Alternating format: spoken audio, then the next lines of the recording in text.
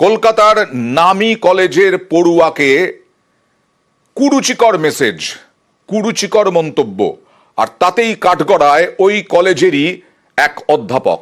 আর তাতে এই নামী কলেজে এই মুহূর্তে ছাত্রছাত্রীদের বিক্ষোভ চলছে, আপনারা দেখছেন সেই ছবি। কলেজ পড়ুয়াকে কুরুচিকর মেসেজ, লিখিত অভিযোগ করেছেন ওই ছাত্রী।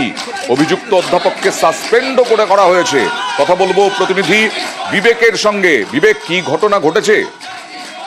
দেখো, সতীশচন্দ্র কলেজের ফিজিক্যাল এডুকেশন ডিপার্টমেন্টের অধ্যাপক সমীর রায়ের বিরুদ্ধে কলেজেরই এক ছাত্রীকে কুরুচিকর মেসেজ করার অভিযোগ, এবং এটা নাকি দিনের পর দিন করেছেন এবং আরো অন্যান্য ছাত্রীদের সাথেও তিনি এরকম করেছেন, এমনটাই কিন্তু অভিযোগ জানাচ্ছে স্কুলের ছাত্রছাত্রীরা। এবং তারা আরো একটা মারাত্মক অভিযোগ করছে, যে সমস্ত ছাত্রীরা আর্থিকভাবে পিছিয়ে পড়া তাদেরকে নাকি চাকরির টোপও তিনি দিতেন, এমনটাই কিন্তু তারা অভিযোগ করছেন।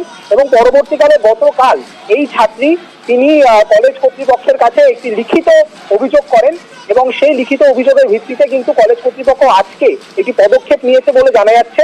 যদিও কলেজে এই মুহূর্তে বিক্ষোভ চলছে এবং যারা স্টুডেন্ট রয়েছেন কলেজে তারা কিন্তু দাবি জানাচ্ছেন এই যে অধ্যাপক, ফিজিক্যাল এডুকেশন ডিপার্টমেন্টের অধ্যাপক সমীর রায়, তার পদত্যাগের দাবি করছেন এবং সেই সঙ্গে তার বিরুদ্ধে একটা দৃষ্টান্তমূলক শাস্তি সেটা দাবি করছেন।